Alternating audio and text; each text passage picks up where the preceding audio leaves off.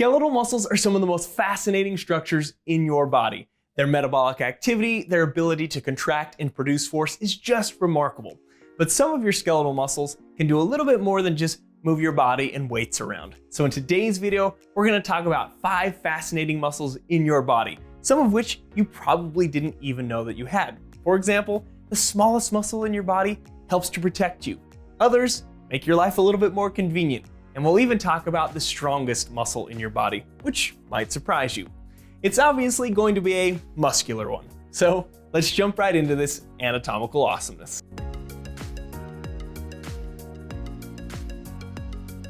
So let's imagine you wake up on a fine summer day. You're feeling good, feeling like you're a fine anatomical specimen, and you want to share that with the world by going to the beach. However, suddenly you notice the weather takes a turn for the worse, as dark clouds roll in and then the thunder and lightning begins. Multiple lightning strikes followed by multiple bouts of thunderous sounds lasting seconds at a time. And you might think to yourself, could these loud noises damage my inner ear anatomy and therefore affect my hearing? Well, if you paid close attention, you might notice that the first split second of the thunder is a little bit louder than the remaining 2 to 3 seconds in which it lasts. And that is because you have our first amazing muscle, the smallest muscle in the human body. And this muscle is designed to help protect your hearing. Sound waves from the thunder will enter the external ear and then vibrate the tympanic membrane, which we typically refer to as the eardrum.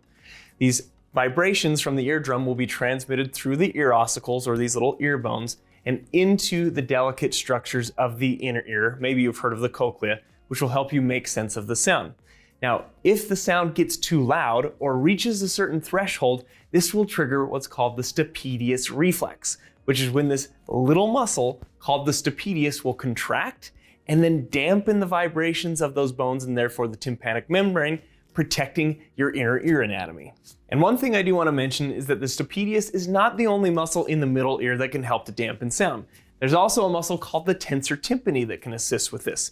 Now, obviously, there's limitations to how much these muscles can actually dampen the sound. They can only contract so much, and there are loud enough sounds that could still damage the inner ear, even if these muscles are working properly.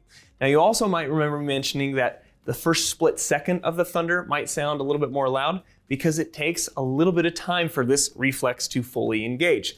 So very loud, short sounds, like a gunshot, wouldn't really be protected with this reflex because it wouldn't have enough time to engage. It's more of these sounds that are a little bit more prolonged so the reflex can actually kick in. And as you've been pondering the awesomeness of your ear anatomy, you notice that the storm appears to be clearing. There may be hope for a beach day after all, so you quickly stand up to get ready, only to be thwarted by a sudden mass transit of feces from one side of your transverse colon to the other, pushing down into your descending and sigmoid colon and stretching your rectum, giving you quite the sensation that you need to have a bowel movement. So naturally, you rush to the bathroom and plop down on the toilet, only to realize that you have made a serious mistake. Because prior to you getting there, someone dropped a bomb, insulting your nasal epithelium so badly that you could only compare it to David Bowie's Bog of Eternal Stench. What is it? The Bog of Eternal Stench! You begin to feel a bit queasy, and your mind starts to wander. You think, could these chemicals that I'm being exposed to make it down to my lower airways and even diffuse across the alveoli and into my bloodstream? Is it possible that I'm just a few ventricular contractions away from dying by poo particle poisoning? No. One, even if those particles or chemicals make it to your lower airways, they're not going to kill you. And two, this is where our next amazing muscle kicks in. Or should I say, takes a break. Your diaphragm is another one of these amazing skeletal muscles with unique features. You see, your diaphragm is under both voluntary and involuntary control. And this is significant because the majority of skeletal muscles are only under voluntary control, meaning you decide when to contract them. It's the other two types of muscle tissue, cardiac muscle that you find in the heart, and the smooth muscle that you'd find in the walls of the organ, for example, like in the wall of the intestinal tract, that are under involuntary control. But the diaphragm has both control mechanisms. Throughout the day, you don't have to think about breathing, but if you need to freeze your diaphragm or stop it from contracting to hold your breath when you go into a very smelly room, then you can do that to stop some of that air from going into your nasal cavity. And this is awesome because this is protective. Yes, we already established that going into a smelly bathroom isn't going to kill you, but there are other potential harmful chemicals and even dust or other particles that you might get exposed to that would make sense to stop or freeze your diaphragm.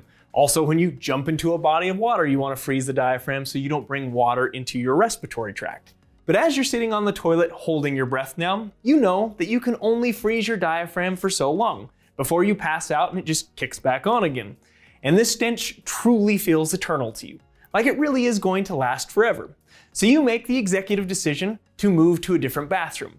And this is where the next muscle is going to help you on your journey, and that is your external anal sphincter. The external anal sphincter is this amazing fail-safe muscle because remember, the majority of the digestive tract is made out of smooth muscle, so involuntary control, which makes sense because you don't want to have to think about moving food throughout 20 plus feet of your intestinal tract. But the end transitions into this skeletal muscle, the external anal sphincter. Could you imagine if this sphincter was made out of smooth muscle and that we're just releasing stool at the whims of the contractions of the smooth muscle? That would be horrible. But again, we've got the external anal sphincter under voluntary control so that you can clinch down on the rectum and the anus. So if you have to change from one bathroom to another, or if you're in a position where it's not convenient to release your stool, you can again contract that muscle and stop it from happening. Now this also applies to gas.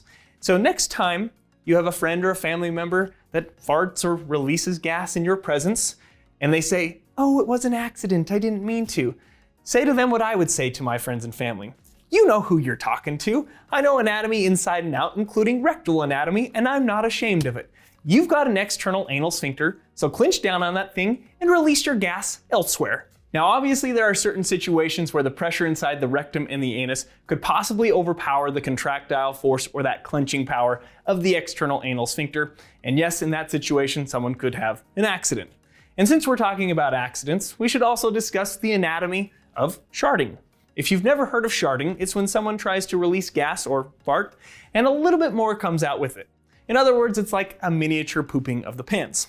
But Ruben, I'm in a situation here. We have to leave now. This is serious. I just sharted. I don't know what that means. I tried to fart and came out. She's the most disgusting person I've ever met in my life. Now, believe it or not, I have talked to people who have never sharted in their adult lives. Admittedly, I do not fall into that category as I've had a few accidents in my day. But again, these are private accidents because it's important to be a respectful gas releaser away from other people. But I kind of think of those who have never sharted as those who are less willing to take risks. They're more risk averse than the sharters out there because those who have sharted before have felt that sensation down in the anus and they think to themselves, yeah, I've got this. This is just gas. And they release and they quickly find out they didn't have it. So you could almost think of a sharter as an overly confident farter.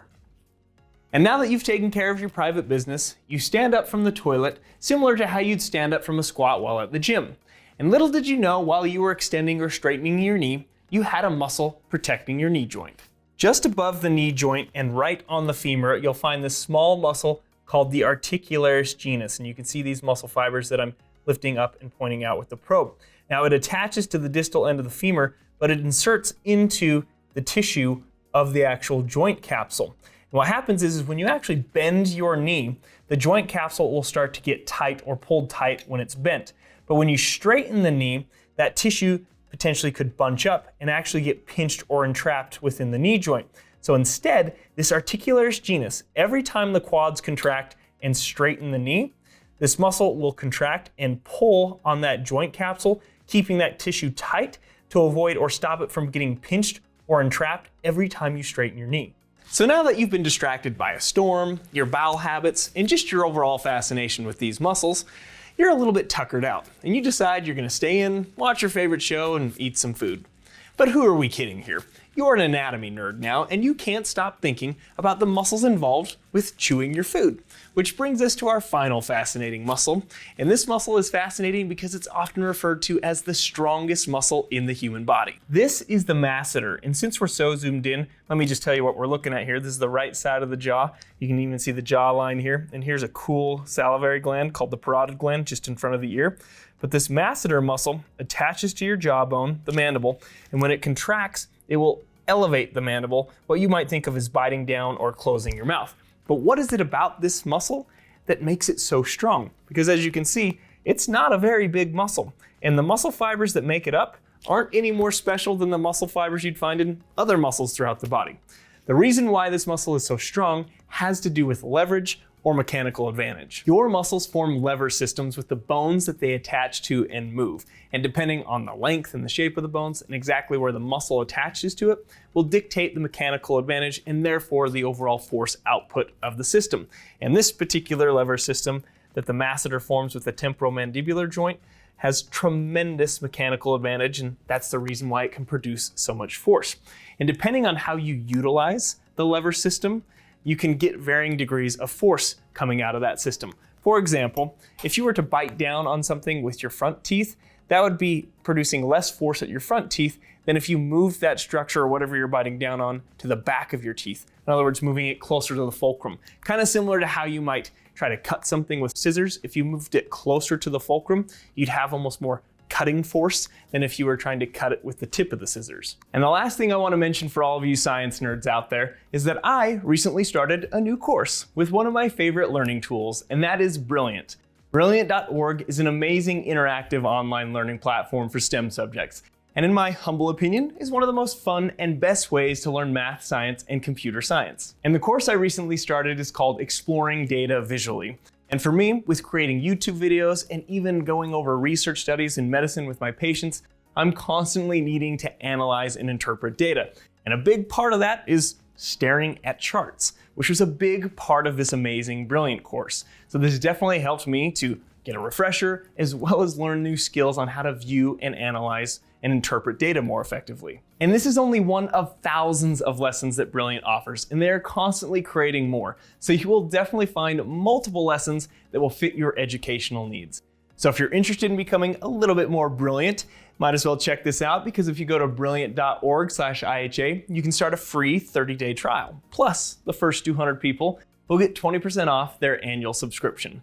We'll also include that information in the description below. And of course, I want to say thank you for watching this video and for supporting the channel. If you're new to the channel and you want to join the club of anatomical awesomeness, feel free to engage your flexor digitorum muscles and click that subscribe button. You can also click the like button while you're at it.